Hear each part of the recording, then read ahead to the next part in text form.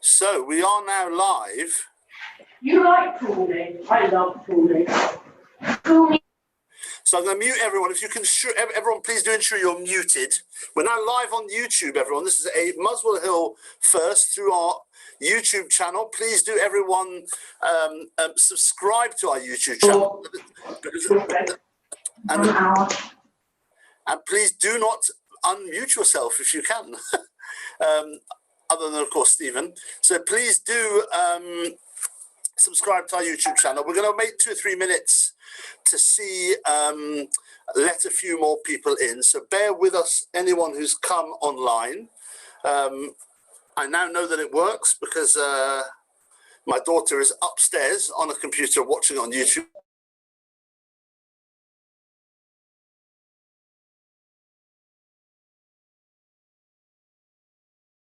I need to, of course, unmute myself too. So again, welcome everyone. We're on live on YouTube. We're going to wait till 3 or 4 minutes to let more people in.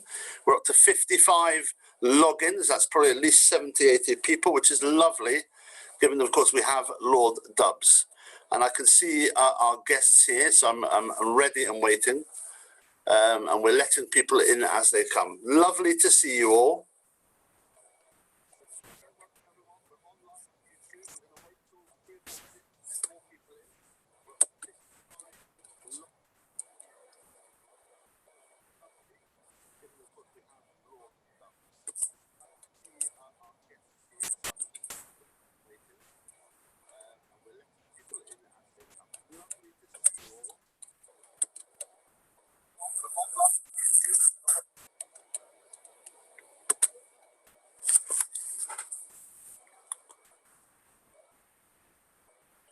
Okay, 2 minutes more.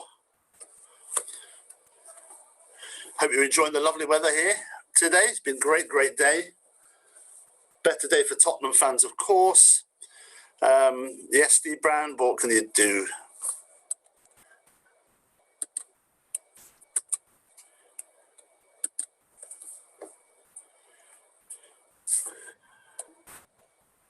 Welcoming a Vice President of the Board of Deputies here. Lovely to see you, Amanda.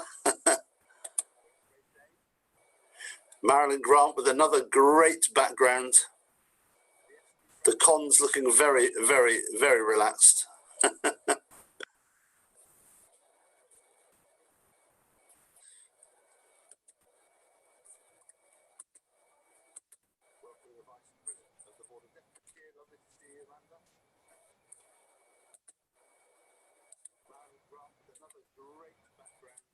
Why is it?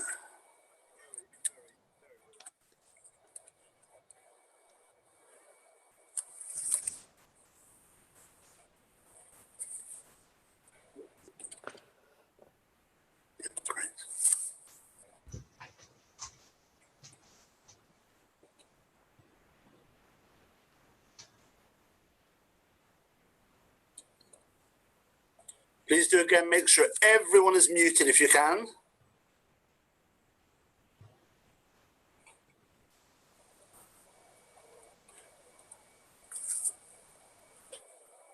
Okay, shall we? Yeah, lovely. So, welcome everyone. This is a really exciting evening here in Muswell Hill.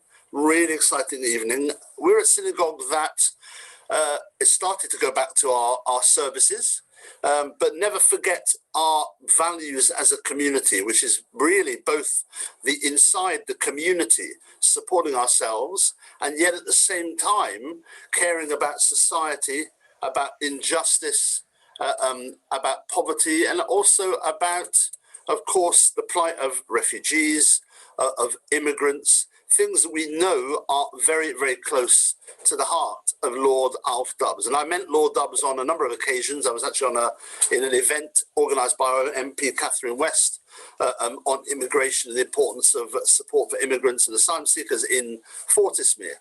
So it's really, really great to have you, Lord Dubs, here with us for so many people, mentioning also that this is an event that's done in partnership with JCOR, the Jewish Council for Racial Equality, which is an organisation that we love here at Muswell Hill. run, of course, by Edie Friedman, who has done immense work over the last decades at putting forward in the Jewish community the importance for Jews of fighting racism. And at this time when we know about anti-Semitism, we need as Jewish people to be equally passionate about all racisms, that we're at the front with other communities fighting racism in our country. So welcome everyone, of course, who's here in our Zoom room. Welcome to everyone who's listening to us on YouTube and following us on YouTube. Lovely to have you.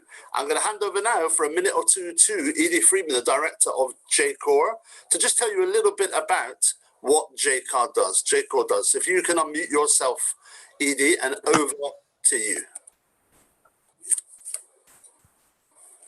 Thank you very much, Rabbi Mason, and I'm really delighted that JCOR has been able to partner with Muswell Hill Synagogue to bring you this very important conversation between Alf Dubs and Gabi Koppel. For those of you who don't know JCOR, we provide a Jewish voice on race and asylum issues through education and campaigning. And during this rather surreal period that we find ourselves in, governments are rightly preoccupied, or should be, with the need to deal with COVID and its consequences. However, the international community must not lose sight of its responsibility for the plight of refugees. And one thing that we can all do during this period is to mobilize our community to lobby the government to put into place very concrete plans to make sure that children and young people have safe and legal routes in order to come to Britain so that they can simply rebuild their lives. I'll now pass you over to Stephen Feldman, who will introduce Alf and Gabi, and he will explain then how this meeting will run. Thank you very much. Thanks very much, Edie. So for those of you who are not regulars at Nearly Shabbat on the Hill, welcome to Muswell Hill. Welcome to our Sunday evening series of events. We're going to have the pleasure of listening to Gabi Koppel and Alf Dubs talking for about 35 minutes, and then there'll be an opportunity for questions. If you want to ask a question, please send it to me via the chat in the Zoom app. I'll collate the questions and ask the questions. We won't be passing the virtual mic around the room. I'll be asking the questions of people. So it's my pleasure to introduce Lord Dubs, who told me that I was only allowed to call him Lord once. Well, I've already called him Lord Dubs twice, now 3 times. Alf Dubs arrived in England in 1939 on the Kindertransport. He was aged 6 years, and he was subsequently reunited with both of his parents and grew up in Cheadle near Manchester. He became MP for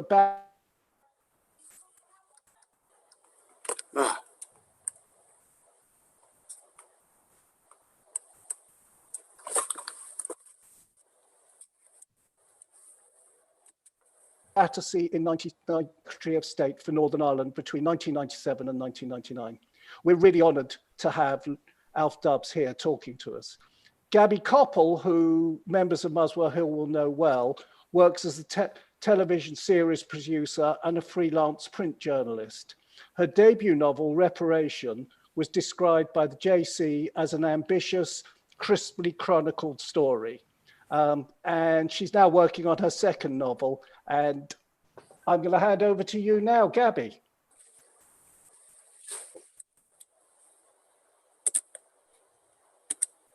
Thank you, Stephen. What a lovely introduction. So I'm just going to wait a second because I think, Rabbi, are you trying to get the spotlighting right? You're spotlighted. Yeah. Come on. Okay, good. So it's a privilege to meet you, however virtually, Lord Dubs, Alf. I'd like this to be a wide-ranging conversation, as I think a lot of our audience would be really like to hear about your life story, but I'd like to plunge in with something political and something that Edie just hinted at, which is something close to your heart, which is the the right of unaccompanied child refugees to join their family in the UK. And it's a story that starts back in 2016, I think, with something called the Dubs Amendment. So can you bring us up to date with what's happened about that? Well, can I just say, first of all, thank you for inviting me. Delighted to be here, and delighted to have a chance to discuss or be asked questions about the topic. Okay, you asked me about the amendment. First of all, I never called it the Dubs Amendment. The media did that. I still call it Section 67 of the 2016 Immigration Act. But the history of it is this: that we discovered from, I think, Save the Children, that there were 95,000 unaccompanied child refugees somewhere in Europe. Many of them had fled Syria. And particularly they were in northern France and on the Greek islands and some in Italy. So I put down an amendment to say we should take some of them. And at that point, everything went a bit mad. Government ministers said to me, would I withdraw my amendment and so on? And anyway, I said no. And then Theresa May summoned me in. Now, I'd met Theresa May before at a birthday party of Nicky Winton. I'm sure you all know Nicky Winton. He was a wonderful person. He died about 2 years ago, aged 106, who brought a lot of Kindertransport trains from Prague, and I was one of them, so he saved my life. Anyway, I'd met Theresa May at Nicky Winton's party, his 100th birthday party, when he lived in Maidenhead. And so I knew her slightly. Because MPs do go along when there's a 100th birthday party. It's good for the publicity. However, to be serious, she asked me to withdraw the amendment, and I said why, and she said, well, if the amendment goes through and the children come, other children will follow. And I said, but we can't turn our backs on children sleeping in the jungle in Calais or on the Greek islands. It's too awful to contemplate. We can't do that. Anyway, I'm cutting a long story short. We parted on fairly friendly terms. The amendment then passed the Lords. It then got to the Commons, where I was asked to, my friends in the Commons, I used to be an MP, of course, to sit in the gallery and give them the eye. So I gave them the eye. We tried to make it all party, but of course we didn't want this to be the property of one political party. But clearly it was the Conservative MPs who were going to be the difficult ones. So I sat in the gallery giving them the eye, and by a small majority, it was defeated. It was actually a technical defeat, never mind. And so it went back to the Lords, where it was passed again by an even bigger majority. And then something very dramatic happened. Public opinion suddenly woke up to all this. There's a time lag. I think it was those terrible pictures of people drowning in the Mediterranean, of a Syrian boy called Alan Kurdi drowned on the Mediterranean beach. And I think public opinion got on top of this. And so when I was walking down the street and somebody shouted, normally they shout abuse at politicians, but in this case, it was keep on going with your amendment. So Theresa May summoned me in again, and she said, we propose to accept your amendment. And I said, great.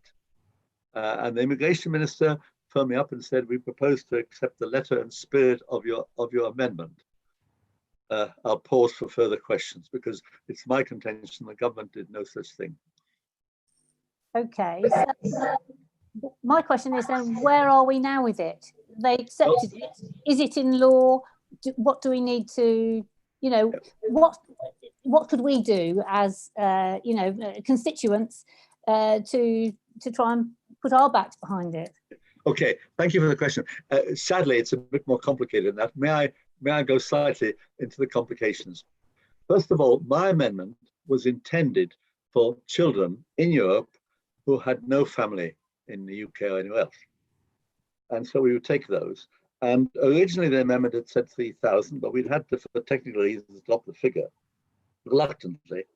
And then the government, bearing in mind the minister said the letter and spirit of the amendment would be accepted, the government then artificially capped the total, eventually at 480, which is way short of the 3,000 in the original amendment, which some people also had said to me was too low. Anyway, why did they say 480?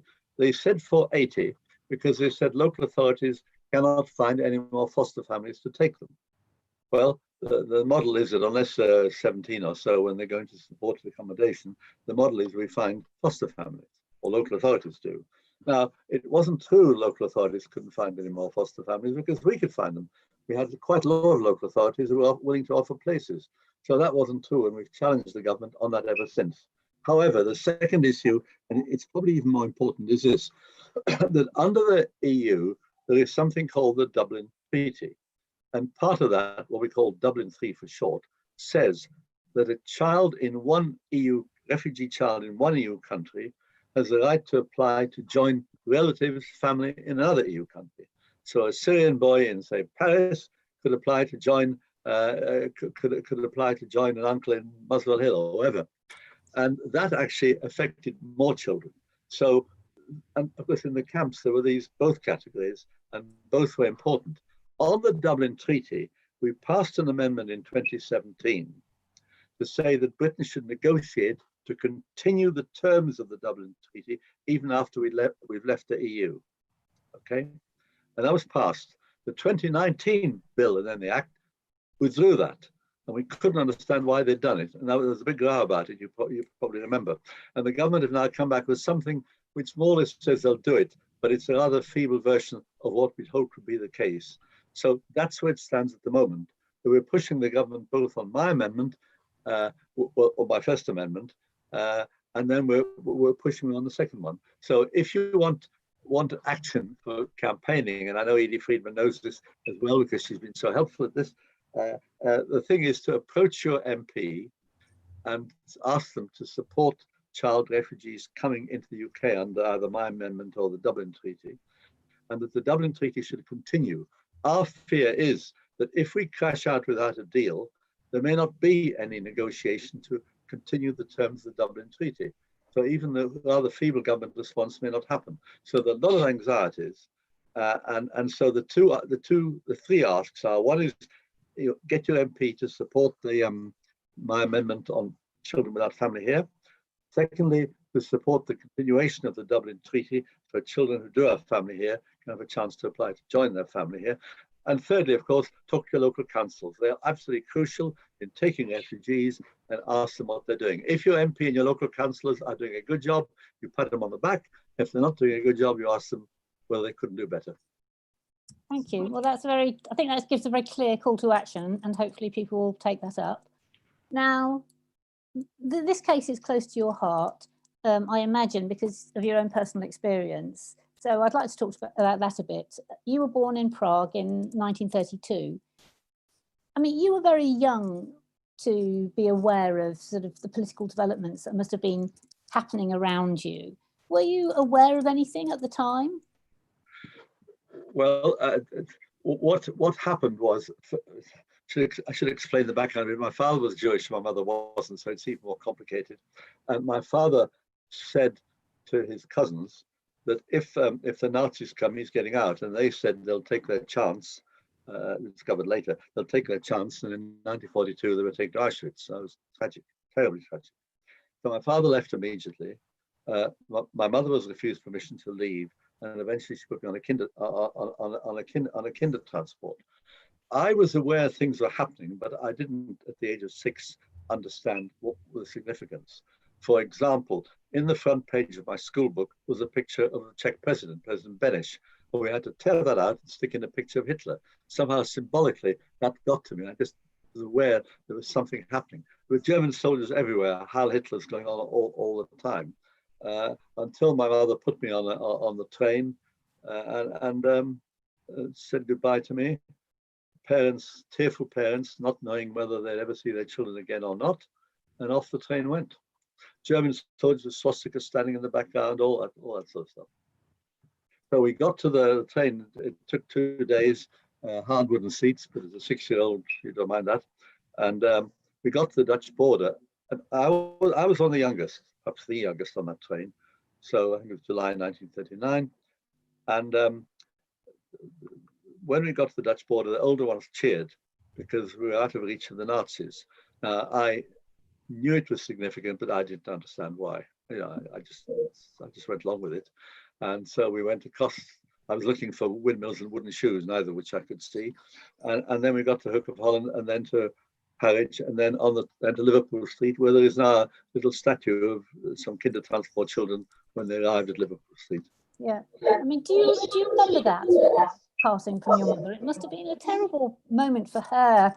I don't know how aware were you of what it meant to her? Well, not totally. I knew she was anxious. There was a friend of hers. There were two of them there together. I knew it was significant. Look, don't forget, I was luckier than most because my father had actually made it to England. Okay, and so there was a chance that I would, see him within a couple of days. But whether I'd see my mother again, she'd been refused permission to leave, as I said. In fact, what happened was that she went to another Gestapo place, and they said permission to leave refused, and they threw her down the stairs in a heap, and she crashed at the bottom of the stairs. And before she worked out what was broken, if anything, she realized her passport had been flung after her, and that gave her a little bit of hope. So at the last minute, she managed to escape. So in that sense, I was lucky. And my father died soon afterwards, but at least I was luckier than many. Some didn't see their parents again ever. Some saw them after the war. Some, of course, had family who got to England before them. So it was quite complicated. But I didn't understand the significance of it until some years later. Yeah. And so your father did meet you at Liverpool Street. Yeah, we arrived with dog tags, and about, I should think about a third of us had some family person waiting, and the other 2/3 were being taken in by foster families. So he did meet me. Yes, he had a bed sitter in Belsize Park. Well, they were all in Belsize Park in St. Scottish, weren't they? All the ones who fled from Central Europe. And eventually, then, so you were living in Belsize Park with your father, and then eventually your mother did manage to get out. Well, it's a bit more complicated. I had to learn English. I mean, I spoke Czech and German, so I had to learn. I spoke about 2 or 3 words of English, so I had to learn English. So my father arranged for me to go to some little school where they taught foreigners English, and then there was the anxiety of whether my mother would get out.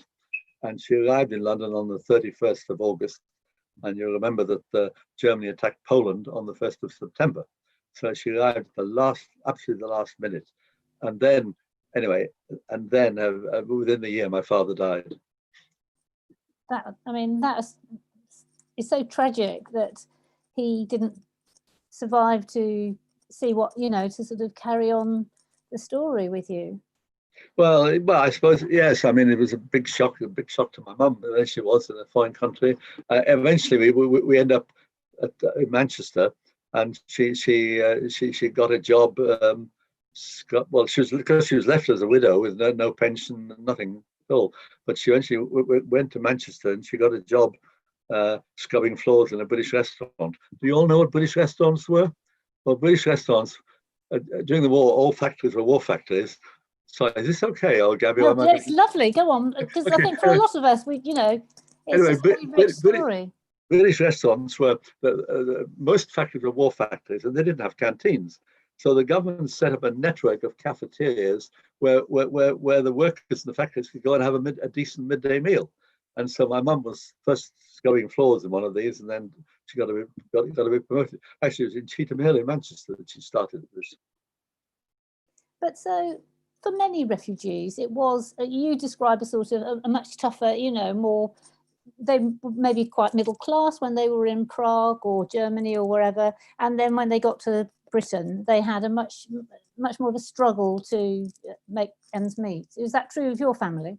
Yeah, well, yes. Well, true for my mum, certainly, because she had to work, and I say you didn't get much money scrubbing floors, so our home was a one-bed sitter in Whalley Range, just the edge of Moss Side in Manchester. But what happened was that the Czech government ran a school for Czech government in exile, ran a school for Czech refugee children, and so my mother sent me there because she had nowhere to live. So before she even got her bed sit, so she sent me to this school. So I was actually at a boarding school, which was in the middle of Wales, and spent the rest of the several years till the war ended there. But it was tough for it was tough for my mum. It was much tougher than I realised. I think it's only when I got a bit older that I appreciated just what a tough fight it had been for her. I mean, that experience, did she feel as though she experienced xenophobia from people for, being a refugee, for being not British? Well, there was one story. I mean, obviously, she didn't tell me too much, but she then got a job. The school meal, the British restaurant stopped, and she was transferred into the school meal service. Anyway, to cut a long story short, she got quite senior. She was number 2 in Blackburn. Okay, and her number 1 left, and so my mum applied for the top job, acted up and applied for the top job and was turned down. Went on acting up, applied for it again when it didn't appoint anybody. It was re-advertised, and she didn't get it again. And she heard somebody on the interview panel say in the town hall, "We're not giving a job to that bloody foreigner." And she was, I can't tell you how upset she was. At that point, I was old enough to understand. She was devastated, absolutely devastated. Because, you know, she'd done the job for a year, and then she was told, because she was a foreigner, she wasn't eligible to go on doing it. So she traipsed around trying to get jobs. And in the end, she happened to get a job in the Isle of Wight, of all places, but she looked everywhere. And she was quite happy in the Isle of Wight until she got leukemia and died. So you're faced with another tragedy when you were probably in your 20s or something? Yeah, I was in my early 20s then when she died, yes. I was 7 when my father died. I was in my early 20s when my mother died. So depict the young Alf for us. Did you feel Czech? Did you feel British? I tell you what I did feel. I felt passionately interested in politics at the age of about 13 or 14, perhaps even 12. And why was that? I think it's because I was trying to understand why what had happened to me had happened. And I think in trying to understand that, I came to the view that if evil men can do such dreadful things in politics, maybe other people could use politics for the better. Possibly a bit naive, but that's my thinking. So I was passionately interested in politics, but none of my contemporaries were. Now, you asked me, do I feel Czech or British? It's quite complicated. No, I feel pretty British. I feel British because, you know, from the age of 6, I've been in this country. And whereas for my mother, there was a golden age when she lived in Prague, and we'd not been very well off, but we'd been moderately comfortable. And that golden age for her was gone, and she kept harking back to the golden age. For me, there wasn't a golden age because I was too young to understand that. All I knew was that I had to make my own future. So I didn't reject my past, but I felt I had to move forward. Now, some people who came on Kindertransport, they've spent a lot of their time, and I respect them for it, living in the past, not in a pejorative sense, but living in the past, writing about it, thinking about it, reflecting about it, and so on. And I think that's important, and I value that, but that's not the way I'm made. I had to look forward. And did you, so when you went to the Czech school in Wales, you must have had lots of friends who were refugees like yourself, and they had similar experiences maybe. I mean, did you, was your sort of friendship group, was your peer group really these other Czech boys and girls? Yeah, well, yes. I mean, I was in the most junior secondary school. I was in the most junior form. Yes, and indeed, we've had, not now because most of them are too old for this, but I'm still friendly with at least two of them who were at school with me. But most of the others have died. I mean, you know, they've gone on. And of course, there was a sort of a diaspora of this school, and a lot of them went all over the world. And we used to have one of the old boys, a bit older than me, who'd actually lived in the same block of flats where I lived in Prague, but he actually kept a record of it. And I was looking at the list of all the ones who'd been at the school, and they're all over the world. Many in this country, but in the States, Israel, Australia, you name it, and of course back in Czechoslovakia. So that was quite an interesting thing that we were all quite sort of hanging together in a way. And we had a couple of reunions at the school. It was in the middle of Wales, and we had reunions there, and we spent the weekend talking and reminiscing and so on. That was years ago. And then there was one other event, if I may just move into that. There was about 25 years ago, they had a reunion of Kindertransport children, and they came from all over the world. I think it was at London University anyway, and we had meetings in Parliament as well.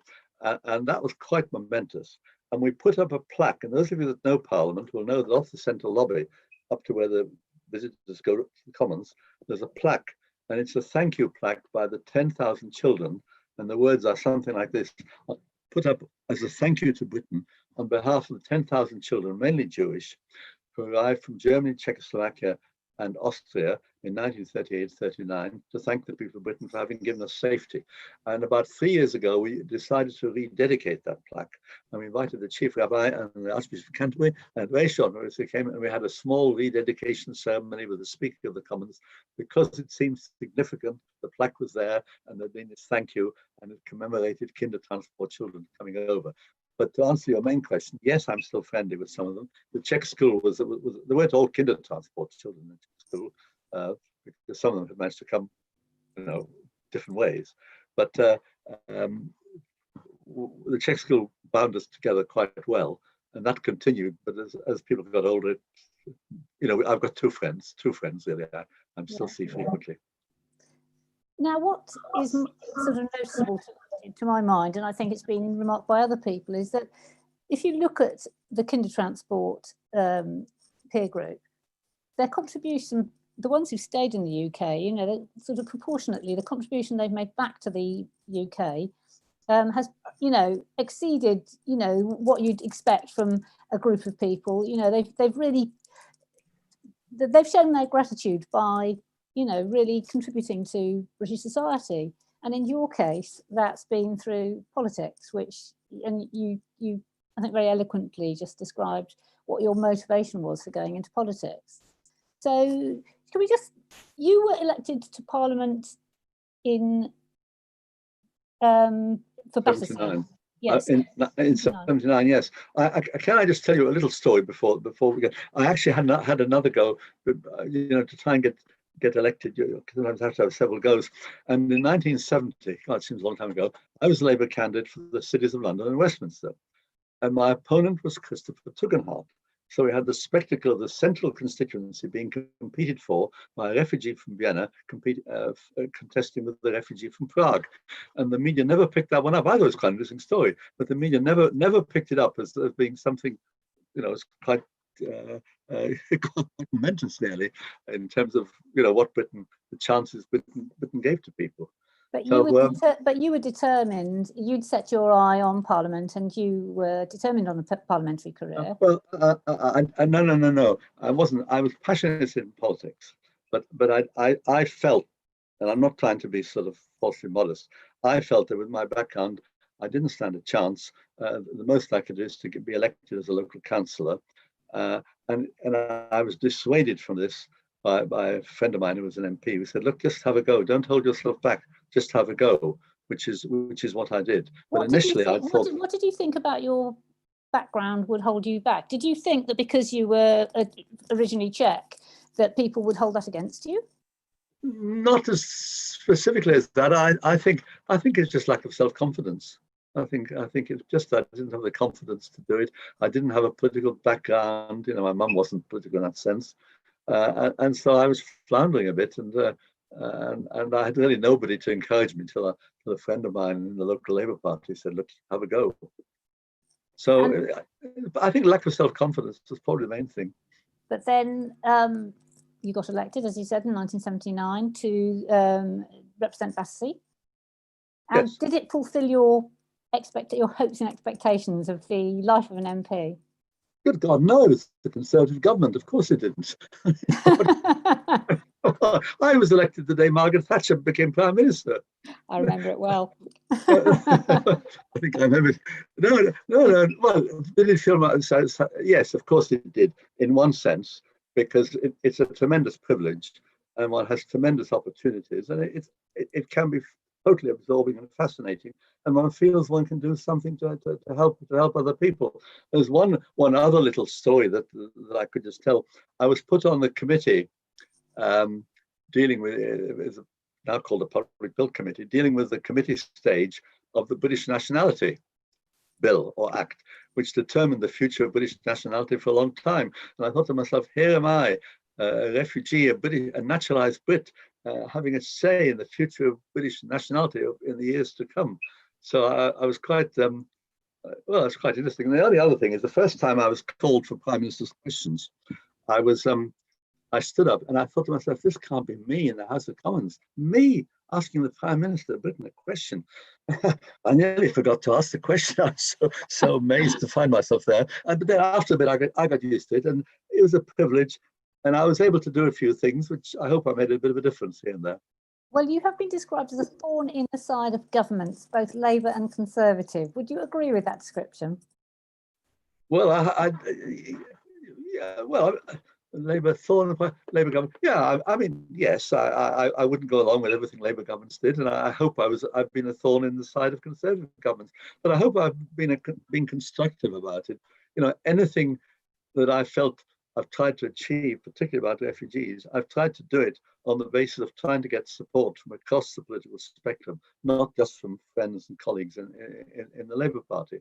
But under Labour governments, if I didn't like something, I would say so, except when I was a minister, when it was more difficult to criticise the government.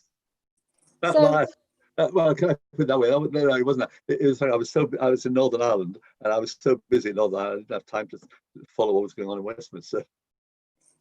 Well, let's talk a bit about Northern Ireland, because you were there during the negotiations for the Good Friday Agreement, and that must have been, you know, you're standing on the, you know, you've got a front row seat for history. Well, absolutely fascinating. First of all, I had to run 2 departments, and I had a lot of things to do. And of course, it's a small place. One meets everybody, you know, everybody from Ian Paisley and David Trimble to Jay Adams and Martin McGuinness. One gets to know them all. And it was absolutely fascinating. Look, I didn't do the negotiating. That was done by Tony Blair, my Mo Mola, my boss, and by George Mitchell and so on, Senator George Mitchell. But it was a fascinating time to be there. And of course, everything we did was affected by the negotiations towards ending the ceasefire, the negotiations towards Good Friday Agreement, and then of course building up towards the first elections when the new executive and assembly would be elected. So we went through phases from no ceasefire at all to what we felt was quite successful.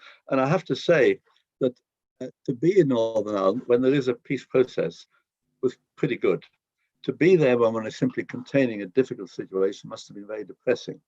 And the first major speech that Tony Blair made about when he became Prime Minister, about 4 or 5 days after the election, he came to Belfast and he made this very dramatic speech. I was about 8 yards away, 10 feet away from him. And he made this speech about the peace process, absolutely dramatic. And I really felt that things were happening, and this was going to be very positive indeed if we get this right. And I mean, you must get satisfaction from the fact that, I mean, obviously it's imperfect, and you know there's still a lot of problems. But you know, as a child growing up, I was very aware of the troubles in Northern Ireland. Nobody could imagine that, you know, it would come to an end in a peaceful manner. Well, okay. Yeah, that was the case at the beginning. But, you know, first of all, there was no ceasefire. Then we had the ceasefire. But even during the ceasefire, terrible things happened. We had the Omagh bombing and things like that. There were some shocking things that happened. But equally, there were also good things that happened. And our policy as British government ministers was, of course, to get on with everybody across the spectrum, because we had to bring them into peace talks and into negotiations. So, you know, I talked to them all, we met them all, and lots of things happened which are quite interesting, as well as some awful things that happened, as I say, like the Omagh bombing and other atrocities.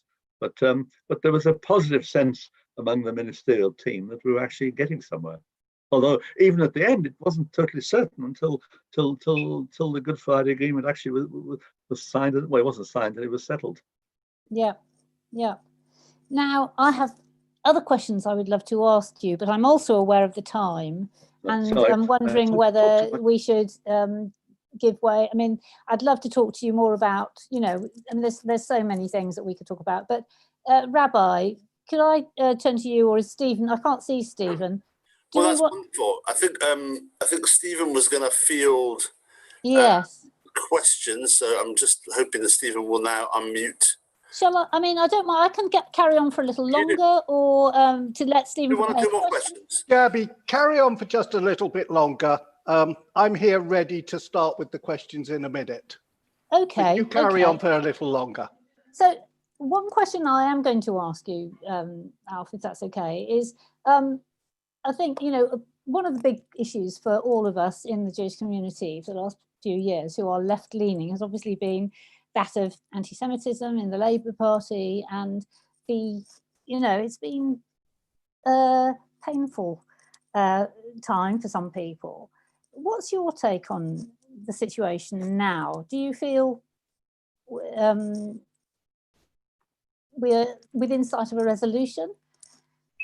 Well, I very much hope so. I was very keen on Keir Starmer becoming leader, and I was delighted that the first thing he did was to say he's going to get rid of the scourge of anti-Semitism in the Labour Party.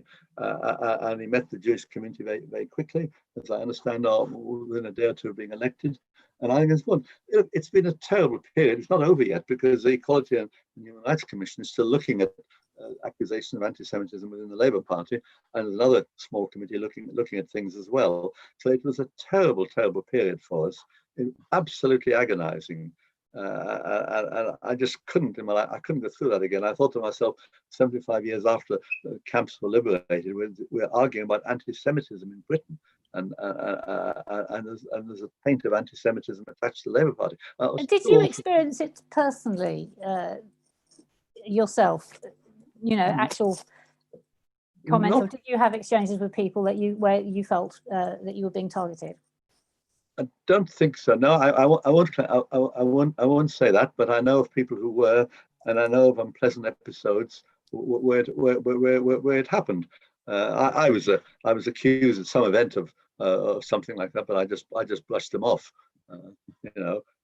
But I thought. I didn't personally suffer from anti-Semitism, but as I say, I know people who did, and I found it an incredibly painful experience. I found the idea that we had to be thinking about this, talking about, arguing, and demanding action.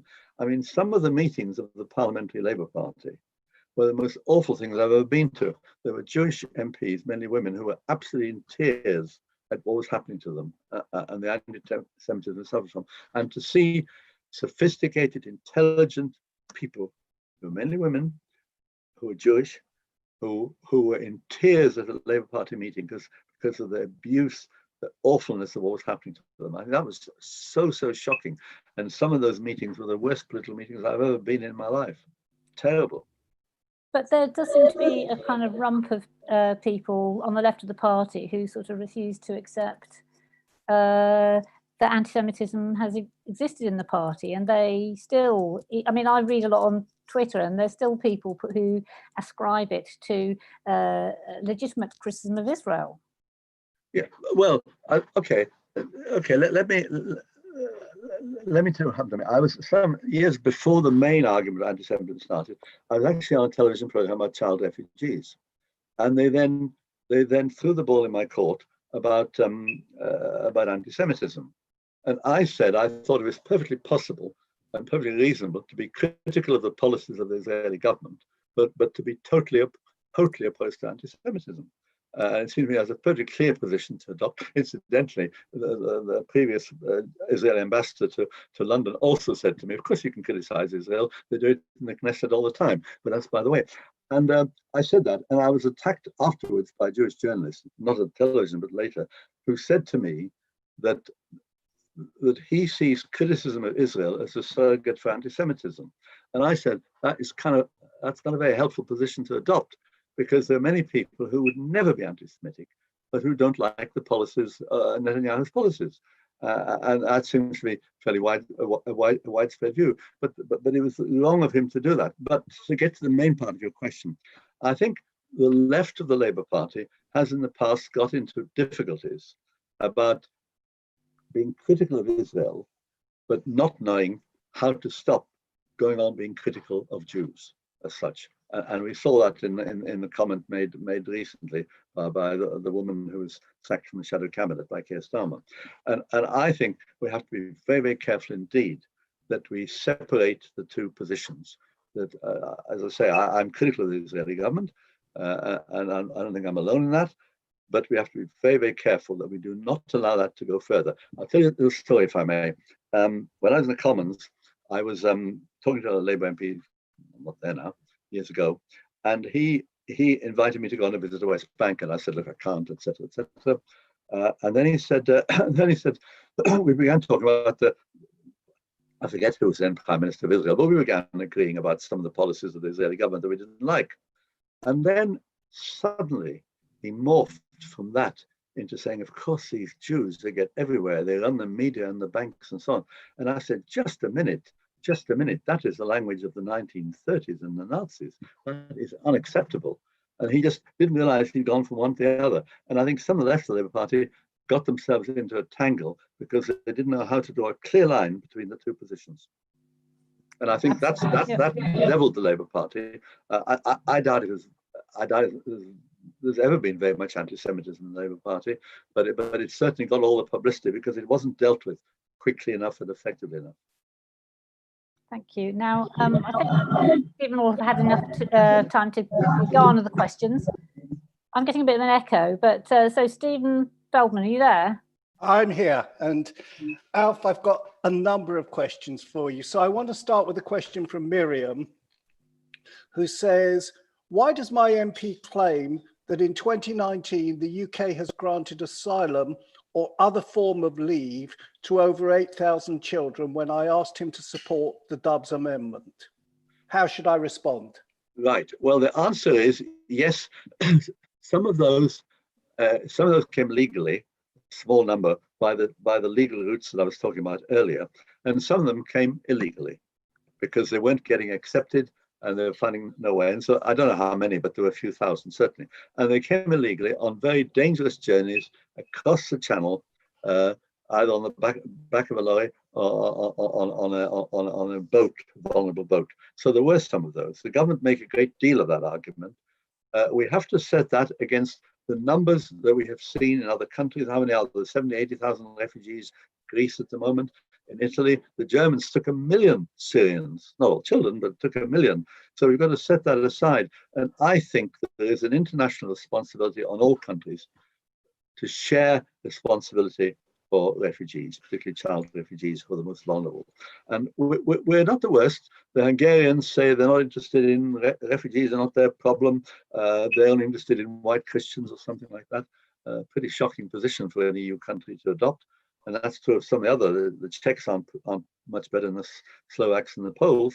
And I think that is a very unhelpful position. But the Germans and Swedes have done much better.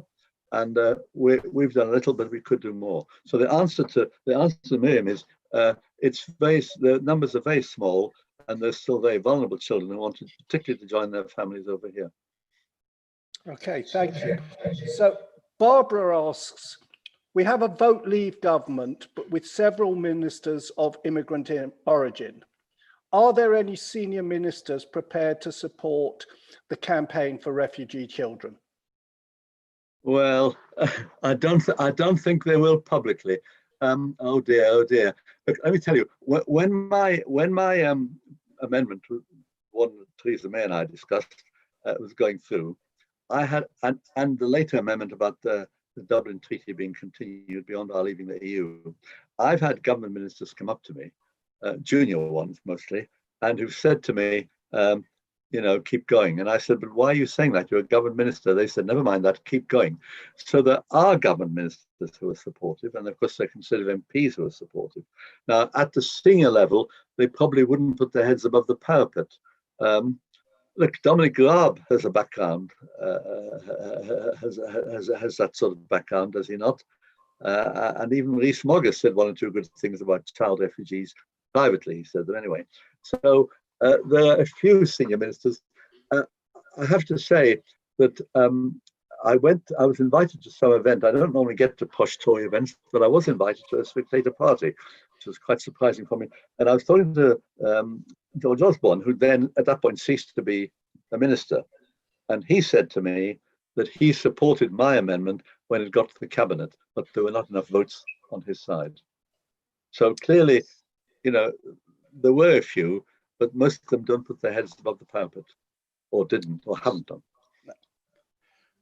There's some irony that you might want to comment on the background of the Home Secretary, who seems to be one of the strongest opponents of immigration that we have in the current government. Well, I remember many years ago, I was on some television or radio interview about refugees, years before I got involved with these amendments, and with a Tory MP. And the phone was coming in, and this guy who was Bangladeshi said, there are too many people here, stop them coming in. And I think it's a sort of a pull up the, now that I'm inside, pull up the drawbridge, you can't come in. I remember we campaigned to allow East African nations to come to Britain. We had, I was a councillor in Westminster for a time, Westminster City Councillor, and we actually gave East African nations priority on the housing list, which caused a lot of argument, a lot of trouble. But we did that because we thought some of them, the government asked it. This was a Conservative controlled council. So, we did all that. So I feel it's bitterly disappointing. The Home Secretary has turned her back on the very support that Britain gave for people like her. Indeed. And we have another question about the Home Office. We know that the Home Office civil servants have thus far processed a very small number of unaccompanied children in terms of entry to the UK. Do you think this was intentional? I think it's, I wouldn't, whatever we think about Home Office civil servants, I think it's a matter of political will. I think it's, as I said, they said arbitrarily, they'll cap the numbers at 480 on the one hand, and then they're playing hardball in terms of family reunion. So it seems to me these decisions are coming from ministers or even from the cabinet, from the Prime Minister, I don't know, but these decisions are coming and they're the ones we're up against. On the other hand, let me say this, I felt all along that if the arguments about child refugees are put to the British public, most British people support the idea we should take child refugees. Not all, some totally opposed to that, but I think the majority are sympathetic. And I don't think it's a matter of the government losing political support if they allow child refugees in, which is an additional reason why I'm so dismayed about the Home Secretary's attitude. But I think we have public opinion probably on our side. Well, I think we do have public opinion on our side. And I try and say to my political friends, we've got to work very hard at keeping public opinion on side. Otherwise, we go the way of what happened in some countries where the fascist right-wing parties exploit the refugee situation for their shabby political ends. And then we've seen Angela Merkel was dented in the elections, and we've seen the position in Hungary, we've seen the position in Austria, National Front in France, and so on. So we've got to keep public opinion on side. Okay, and I've got a question which is a slightly more general question about refugees.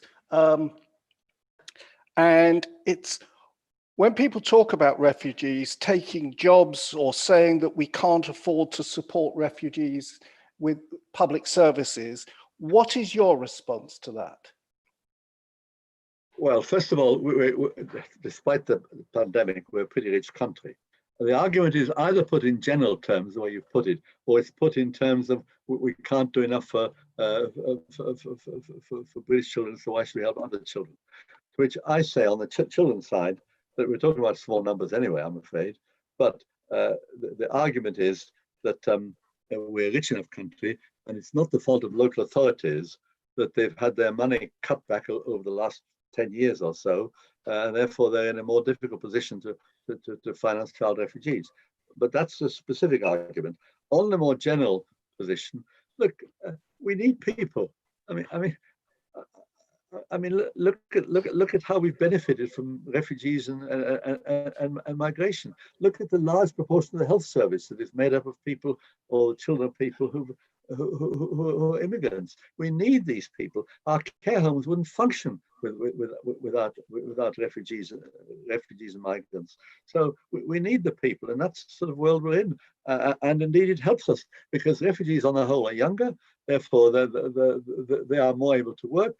They're more able to earn money. They're more able to pay their taxes. They're healthier, and so on. So it's a positive thing for us as a country. Angela Merkel knew that. I know she was very noble when she took a million Syrian refugees. On the other hand, Germany also needed the workers for their workforce. Okay, and I think this is probably the last question, Alf. It's from Stephen Frosch, and he says, do you think there's a growth in anti-migrant feeling, perhaps linked with Brexit and racism in this country over the past few years? And if so, what is the single most important thing we can do to combat it? Well, the first half of the question is easy to answer than the second. Look, I probably look. I'm an unashamed European, and I very much. I think Brexit is a disaster for us, but you may not agree with that. But there we are. I did a lot of canvassing in the European elections. I challenge anybody to have done much more than I did for Remain, of course. And the argument the main argument that came up was immigration. And it came up in a number of ways. And take control was actually a form, I believe, a way of saying, we want to keep these people out. And of course, that bus, the bus, and with the pictures of all these, was it a toy poster? Poster, or was it something else? Anyway, it was Farage and his Farage and that. people. All these things, but I'll give you a conversation. So I had a conversation. And she said, "Oh, she's not going to vote. She's going to vote for Brexit because of immigration." So I said, "Why?" She said, "There are too many of them here." I said, "Look, I was in the local hospital for a small procedure about 6 months earlier. I was in there for half a day, and everybody, doctors, nurses, radio, everybody was either a refugee or an immigrant. The hospital wouldn't have run, couldn't work without them." And she said, it's not the ones that are here, it's the ones that are going to come, further ones. And that's where Boris Johnson, if you remember, stepped in and said that if we stay in the EU, 70 million Turks are poised to enter Britain. That was a complete lie, because any one country could veto another country coming in. So it was never going to happen that way. And it was just done to stir up fear and anxiety, reflected by the woman I'd spoken to. So the answer is that I think the referendum poisoned the atmosphere in this country. It poisoned it generally, but it also poisoned it specifically as regards migrants and refugees. What can be done about it? Well, to work at tolerance, to work at understanding is a long job. We've all got to be committed to it, and we've got to, everything we do in the organizations we work, we're involved with, and so on, synagogues and so on. We've all got to spread the message of tolerance and understanding. And the fact that the world we're in is a small world. We're going to have a mixture of people. We're going to be a multi-ethnic, multiracial society. We're bound to be that. We are anyway. And that is the sort of world we live in, and that makes for a better world. And we need the people, and so we can live in harmony. And if we don't let outsiders, that's to say politicians, not outsiders, politicians, don't have politicians poison the atmosphere. But achieving tolerance and overcoming the damage done to goodwill in this country by the referendum is going to take some doing. There's no easy answer. We've all got to work at it as individuals. Alf Dubs, thank you very, very much. That was a wonderful way to finish. Rabbi Mason, are you there to take over? I'm here. Well, look, thank you. Obviously, thanks to you, Stephen, to Gabi, who did a wonderful job, a really wonderful job in creating a warm and fascinating and insightful conversation. And obviously to you, Lord Dubs. Before we finish, I'm going to hand over very briefly to Edie before I say the last word. But can I say something before you hand over to Edie? Of course. Can I just say, I didn't get it, slip it in earlier. It's to say how much I appreciate the work that Edie does and the work that J-Corps do. They've been absolutely fantastically supportive of anything I've asked them for help, to take action, to lobby, to do this thing when we've had meetings in Parliament Square. Edie has been there. She's been absolutely superb and she's wonderful. And I'm a great fan of hers. I think we'll all second that, or we'll 74th that, because there's 74 logins here, and that's wonderful. So Edie, you're going to unmute yourself, and I'm just going to share a screen for everyone to see. Hopefully it will come up now, and you'll all see it. You see that too, Edie, don't you? And you just need to unmute yourself, Edie. Edie, it's okay. We're looking forward to hear you, but you need to unmute yourself.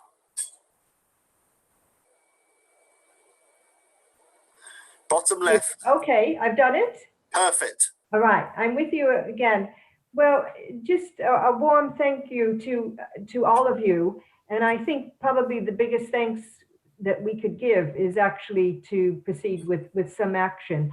And we would be delighted if those of you who've joined us tonight, and hopefully other people who will hear this on another occasion, will contact JCOR so you can be involved in the campaign, because I can't stress enough how important it is to have a positive Jewish voice out there and telling our government that there is another way, and that other way is one that's going to welcome refugee children as well as refugee adults.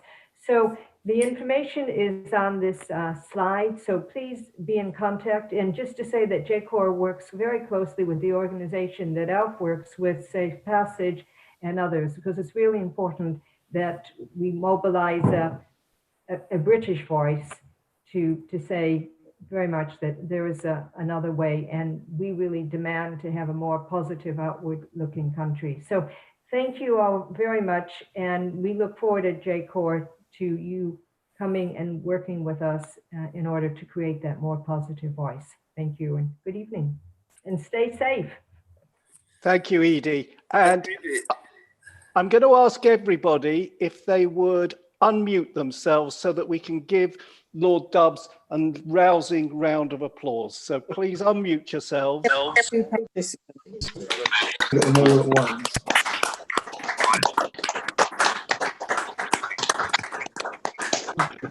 I just want to read you one message that came through after the questions, and it said, "Thank you so much. What an inspiration Alf Dubs, JCOR and Rabbi Mason are. Onwards, solidarity forever." Alf, thank you so much for an inspirational evening. It's been wonderful. Everybody, next week, you've got a week off from nearly Shabbat on the Hill. We've got a quiz night next week, so you need to sign up for the quiz night if that's what you want to do. Following week, we've got Rosa Friedman talking to us about the first United Nations report on anti-Semitism, which she participated in preparing. And I can't remember what we've got the week after that, but don't worry, we will have some